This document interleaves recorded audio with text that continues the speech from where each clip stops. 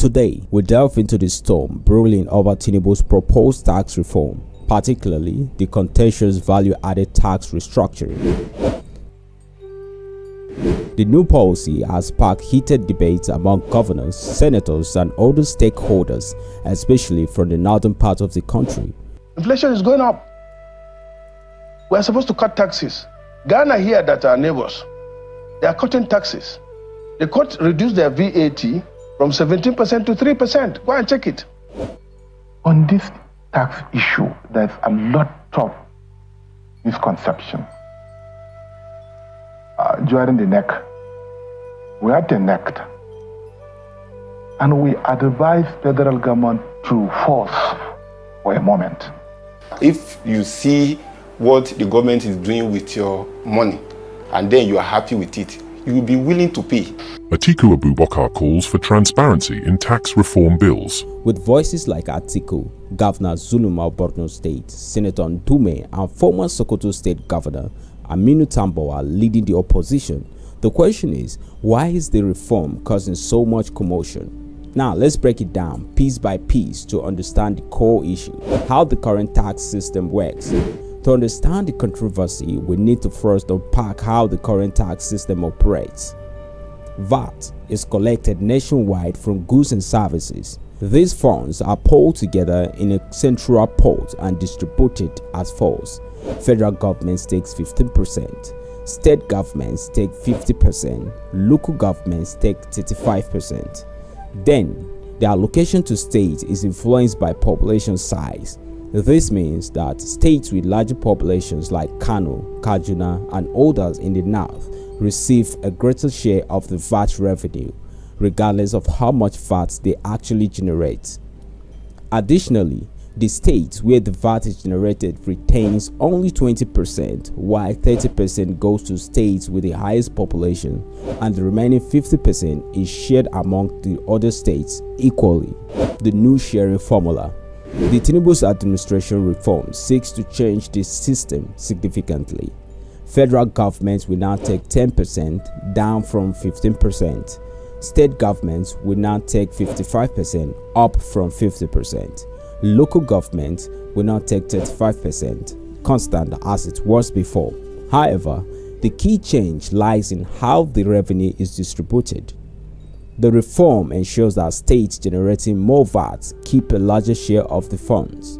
In other words, states like Lagos and Rivers and many states in the southeast or southwest, which house the headquarters of most major companies and generate significant VAT, will benefit more directly under this new system. The crux of the northern opposition.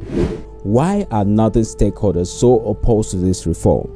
Instantly, the first opposition came from Senator Ndume. First and foremost, Senator, what is your grouse with the bill?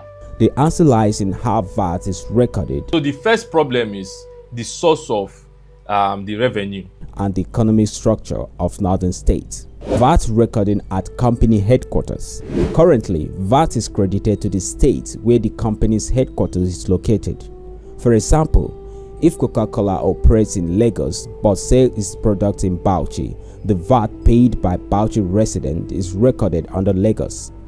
Most major companies are headquarters in Lagos, Rivers State, and a few other states, meaning these states stand to gain the most under the new system. Agriculture is VAT exempt. Many northern states rely heavily on agriculture, which is exempt from VAT. As a result, they generate less taxable revenue compared to states with more industrial and commercial activities. Small businesses exemption. The new reform exempts businesses with turnover under 50 million naira from paying VAT. Many such businesses are concentrated in the north, further reducing their VAT contributions. For states like Kano, Taraba, Benue, Nasarawa, and other northern states, this reform feels like a financial disadvantage as they would lose the benefit of the current population-based allocation system. Despite the backlash, there are voices in support of the reform. That produced this wonderful piece of legislation that's before the National Assembly.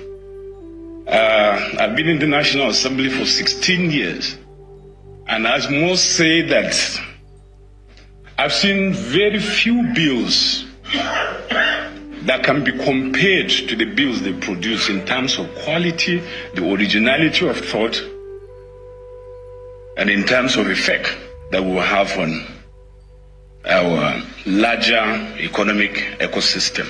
Some stakeholders argue that the reform promotes fairness and accountability, encouraging states to boost their internal revenue generating rather than relying on federal allocation. Elsewhere, a call to action has been issued to state and local government councils in northern Nigeria to devise innovative means of generating revenue. This advice is coming from the executive chairman of Jigawa State Internal Revenue Service, Nasiru Idris, amidst the ongoing controversy surrounding the new tax reforms. Yusuf Issa has more. Others believe this could foster competition among states, leading to economic growth and development. Yakubu Dogara has called for a balanced approach to address objections. Let's look at some of these objections that have been raised. I will address the question of leadership. And my appeal to all of us here, we are all leaders. We should remove the cap of regionalism, the cap of sectionalism, cap of religion, and put on the cap of leadership. While others, like Senator Ndume, raises concern about the timing given Nigeria's fragile economy. I disagree with the timing. You don't think it's the right time to present? Yeah, because Nigerians are struggling to survive. And whether you like it or not, because most of these people think that I don't know anything. So this time around, my discussion will be on a local basis.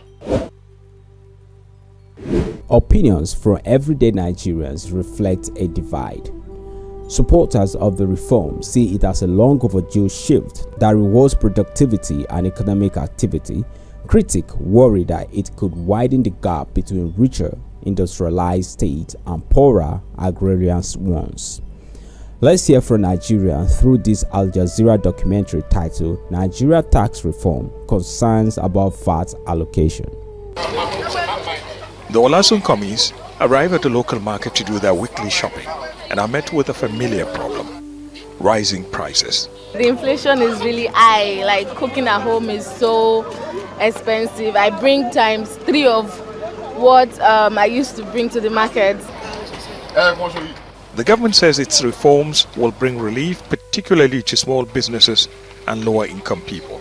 They carry far too many tax burdens in different ways from different sources, and also to then make it more progressive, our tax system, so that people who earn a little bit more should also contribute a little bit more. But one of the proposed changes is causing concern. It will alter the distribution of value-added tax revenue among Nigeria's 36 states. Lagos State is the nation's largest manufacturing hub. It's a business and commercial center, meaning it generates greater VAT revenue. The proposed reform will allow it to keep a larger share of that money. We are proposing that derivation of VAT revenue should be attributed to the location of consumption, which is really what is done in most countries around the world. Poorer states object to this, arguing that Lagos, the home state of President Bola Tinubu, is being favored. Nigeria has more than 80 million employed adults, but only 30% of them pay taxes. And out of 1 million registered companies in this country, less than 200,000 pay tax. A recent survey found that 83% of the population don't believe they should have to. If you see what the government is doing with your money and then you are happy with it, you will be willing to pay. Nigeria's President Bola Tinubu has already removed fuel subsidies and floated the currency, saving the government $20 billion since May. But it's caused inflation to shoot up, sparking protests. Analysts say the tax reforms are long overdue. The high net worth individuals in this country wouldn't want to hear that. The other part of it is that, look, for most of the state governments who do not think about adding value to what comes into their states, will also now need to work a little harder. The bigger picture was at stake. This debate goes beyond VAT. It touches on every structure of Nigeria's federalism. Should states retain control over what they generate, or should resources continue to be pooled and redistributed to ensure equity? Atiku, former Vice President of Nigeria, has called for transparency and fairness, urging that no state should feel penalized under the new system. Governor Zulum of Borno State has advised the president to slow down and reconsider the potential consequences of this reform. And the matter of the fact is that why are we in rush? We advise the federal government to take care first, expunge some of the clauses in the tax bill that are inimical to the growth and development of not only northern Nigeria, southeast will be severely affected. South will be severely affected. Even in the southwest, only Lagos will benefit from this scheme, to our own observation. However, be it as it may be, they said, no, this is not right. But what we are telling them is that give us time. Why are we in rush? So, how can we resolve the contextual issues? Here are some suggestions. First, reflect VAT revenue in the states where it's generated. This would address the headquarters issue, ensuring that states like Bauchi and Co. receive credit for the VAT paid by their residents. Secondly, special economic funds for underdeveloped states. The federal government could establish a fund to support states with fewer taxable activities, ensuring balanced development across the country. Diversification of northern economies. Northern states need to invest in industrialization and diversify beyond agriculture to boost their taxable revenue. In conclusion, this tax reform debate highlights the complexities of governance in a diverse country like Nigeria. The suspension of the bill provides an opportunity for further dialogue, ensuring that every region feels heard and valued. What do you think, Nigerians? Should VAT be credited to the states where it's generated, or should we stick to a centralized system? Share your thoughts in the comment section. This is Let's Talk Politics on Naija News, your platform for informed political discourse. Don't forget to like, share, and subscribe to stay updated.